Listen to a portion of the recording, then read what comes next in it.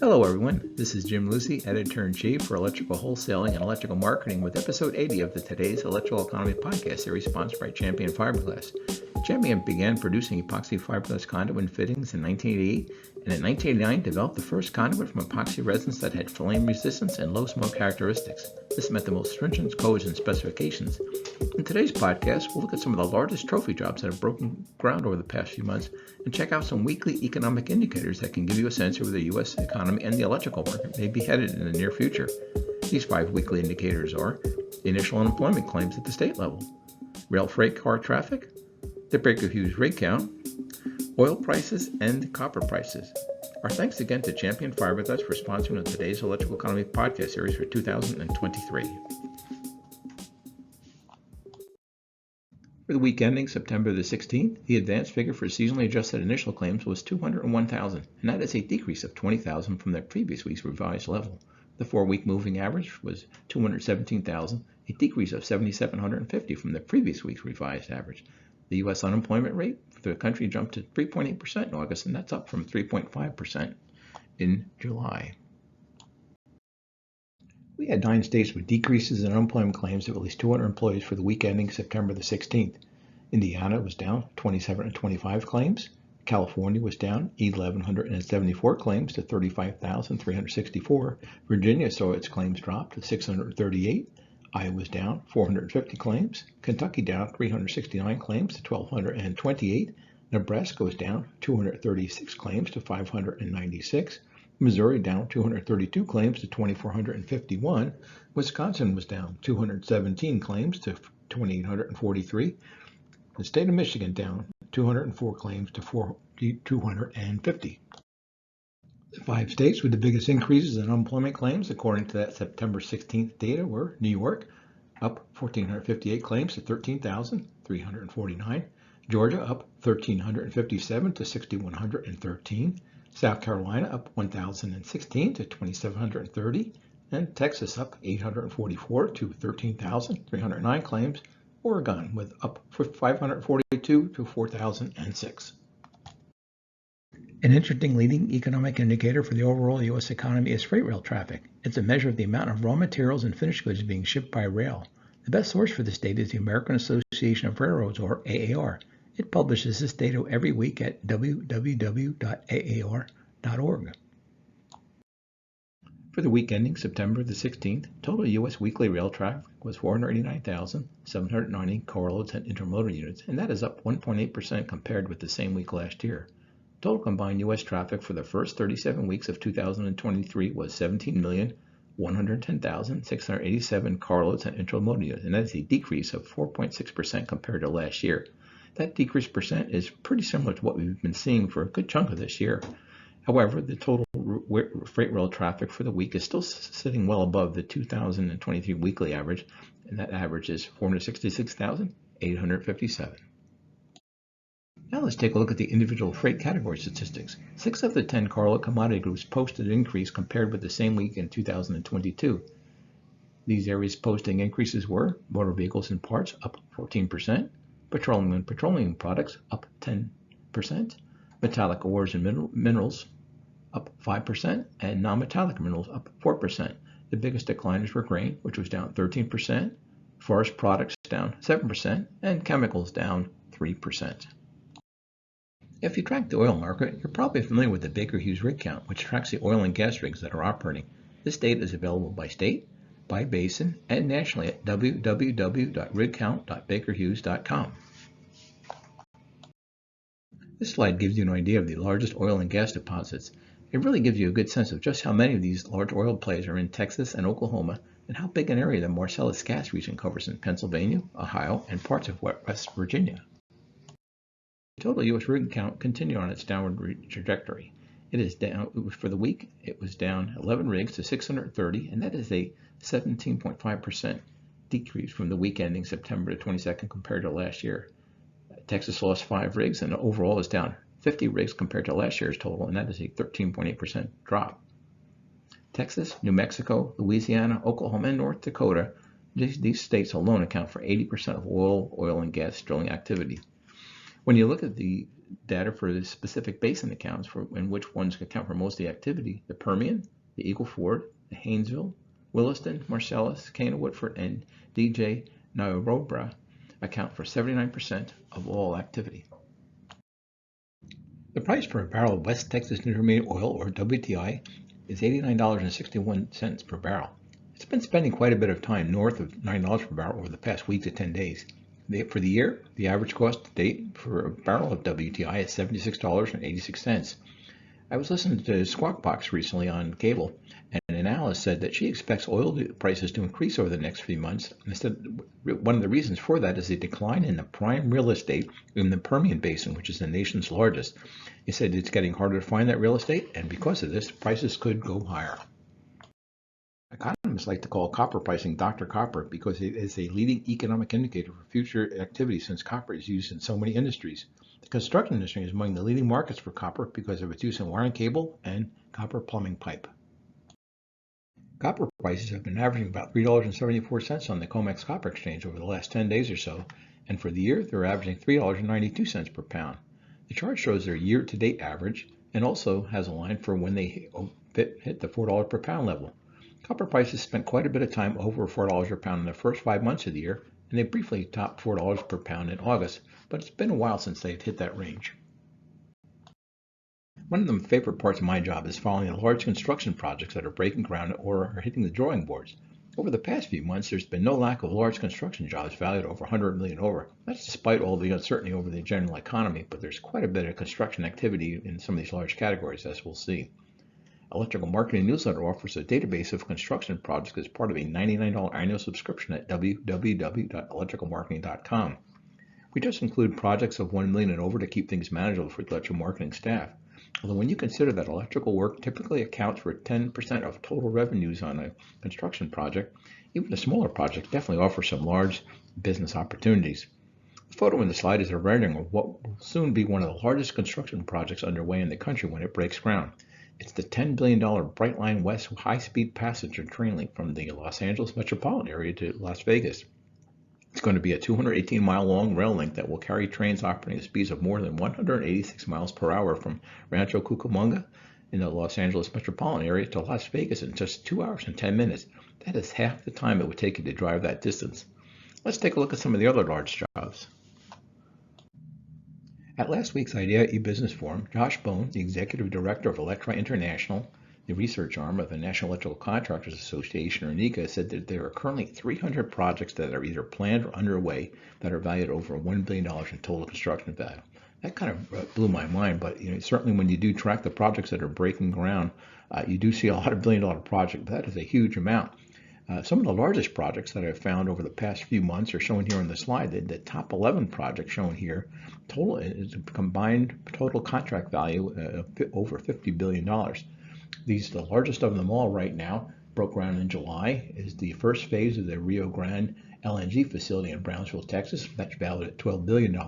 We mentioned the Brightline West high-speed train line at $10 billion. A lot of activity in EV factories or EV battery plants. This one plans were announced in 2022. Between $4 and $5 billion is in Hyundai Motor Group and SK in Bartow County, Georgia. Some big construction going on at JFK. There's a lot of airport work all over the country. JFK is one of the largest projects, $4.2 billion for Terminal 6, and that broke ground in February. A large electric utility line that is going in that broke ground just in August is the Transwest transmission project in Wyoming, Colorado, Nevada, and Utah. We've got another large EV plant that broke ground in Jefferson Township, Ohio. That's the Honda LG Solutions EV project, and that is valued at $3.5 billion. Also another project underway now. One of the largest, $3.3 billion, is the Metro North Penn Station Access Project in the Bronx, New York. That broke ground just late last year. It is currently underway. We have a large project of mixed use, about $3 billion in Apex, North Carolina, mixed use, broke ground in February. RXR's Viridia mixed use project in Frisco, Texas, just outside of Dallas, which has seen a lot of big construction going on. That's a $3 billion project that broke also another December groundbreaking. And looking in more recently, the breaking ground, according to the Dodge Construction Network, is the dock at the Pearl Harbor Naval Shipyard, a $2.8 billion project, and that is in Honolulu. And also another large one breaking ground in August, and this is in Siler City, North Carolina, the John Palmer Manufacturing Center for Silicon Carbide. I was also able to find at least $12 billion worth of EV factors or EV battery plants that are breaking ground or on the drawing boards in 2023. We mentioned the top two of the largest ones, that Hyundai plant in Georgia, which was over $4 billion. We mentioned the Honda project in Ohio, over $3.5 billion, that broke ground in February. Also in that field, and this is more recent, broke ground in August in New Hill, North Carolina, the VinFast electrical vehicle plant, a $2 billion plant. VinFast is a Vietnamese electric vehicle manufacturer. I believe the company just went public in the last 3 or 4 weeks, if I'm not mistaken. We've got a large project that broke ground in September at Terre Haute, Indiana, the Clayco factory to build EV battery components. That's $1.5 billion. In Tucson, Arizona, we've got a November groundbreaking anticipated for the American Battery Company. We've got an $810 million project that were announced back in December 22, Florence, South Carolina, the Envision AESC battery plant to supply BMW EV factory. Also in Weirton, West Virginia, got state funding for a project for a renewable battery plant. That's $760 million. Moses Lake, Washington, broke ground in April, a $650 million battery plant. As you can see, these battery plants are all over the country. They're not just in the industrial Midwest or down south. They're absolutely all over. And also in Hopkinsville, Kentucky, the $500 million, the Apex One sustainable lithium and ion battery plant. And we've got also in St. Louis there, the ICL EV battery factory. And that is broke ground in August 2023. That is a $400 million project. Certainly data centers have been an active part of the construction economy over the past couple of years, and no different right now. I can see several $billion, probably over $6 billion, I was able to find data centers breaking ground or on the drawing boards in 2023. Some of the larger ones were valued over $1 billion. The Prime Data Center campus in Elk Grove Village, Illinois, is in January, broke ground, $1 billion project. In Sandston, Virginia, plans announced 2022, two $500 million segments of the Facebook data center. In Omaha, Nebraska, a $932 million project, building 3 and 4 of the Blue Sky Data Center, that entered the planning stages in May of 2023. Umatilla, Oregon, saw some plans announced for a 100 million megawatt data center, valued at $520 million. We had an Amazon data center, January 23 groundbreaking in Hilliard, Ohio, valued at $515 million. And Sterling, Virginia, entered the planning stages December 2022. Vantage Data Center, $500 million. Avondale, Arizona, entered the planning phase in May at a $400 million data center. Also, Westfield, Massachusetts, entered planning stages January 23, $325 million. Looking at, again, Virginia, we know that that's very much the hot spot just west of Washington. When you're going to Fairfax and Loudoun counties is the single biggest area for data centers in the country. But in Fredericksburg, Virginia, which is a bit south of the Washington metro, there was a project that entered the planning stage in 2023, phase 5 of the Northern Virginia Gateway Data Center. That's $320 million. Also in Virginia, entered the planning stage in June, Stafford, Virginia, Old Potomac Church Data Center, $280 million. And in Chicago, entered the planning stage January 23, the Illinois District Data Center, $275 million. We're also another in Fremont, California. Plans announced February 23, again in Fremont, 990 megawatt data center built on the former site of the U.S. Gypsum Corp plant. And in Waterford, Connecticut, plans announced February 23. At Any Edge proposed a 1.5 million square foot data center campus at the Millstone Nuclear Power Station. The school and university market was comparatively quiet over the past year, maybe 18 months, but over the past 9 months or so, it seems a bit of a rebirth. One of the largest projects I was able to find, and this was September 23, the developer being selected for the modernization of the Austin School District. That's a $2.4 billion project. Another large, over $1 billion project, University of California, San Diego, is now building a 2,400 bed residential village and student center in beautiful La Jolla, California. on the campus of Harvard, which has seen plenty of construction going on. This is actually just across the river, river from the main campus, the Harvard Enterprise Research Campus. That's $750 million in Allston, Mass. University of Michigan, another big project going on there. Plans announced in February for a residence and dining hall. That's a $500 million project. I think it was last year they broke ground on a huge hospital project also in Ann Arbor. Looking on to Boulder, breaking ground in August, the Boulder Valley School District Modernization Project is billed at $350 million in total construction value. Plans announced in August 2023. Lawrence, Kansas, near and dear Jayhawks to my heart. That is a very big project, $335 million for what's called the University of Kansas Gateway Project and football stadium renovation. And that will be breaking ground, I believe, after the football season this year. Moving out to the West Coast, entered planning stage in January 23 in Los Angeles at the University of Southern California campus. It's a Discovery and Translational Hub Laboratory building. Richmond, Virginia, plans announced. The Virginia Commonwealth University campus renovation, $253 million. In Lexington, Mass, a large high school project, $240 million that entered the planning stages in July. Not going back down to North Carolina, breaking ground in September, $180 million project, North Carolina State Integrated Sciences Building. That's pretty sizable as well. And on Texas, the Texas A&M Fort Worth Campus Law School, that is valued at $150 million. It broke ground in June.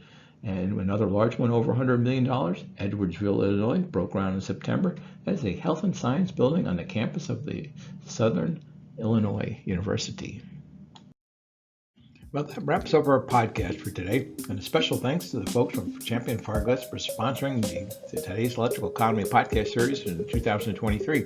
Can't believe we're up to 80 episodes already, and we couldn't have done it without the folks from Champion Fiberglass, and we do thank them. Please contact me if there's any other type of economic data you'd like us to cover in these podcasts, or if you're looking for some more information on the construction projects that we mentioned, or some of the other ones in the database that we have, electrical marketing.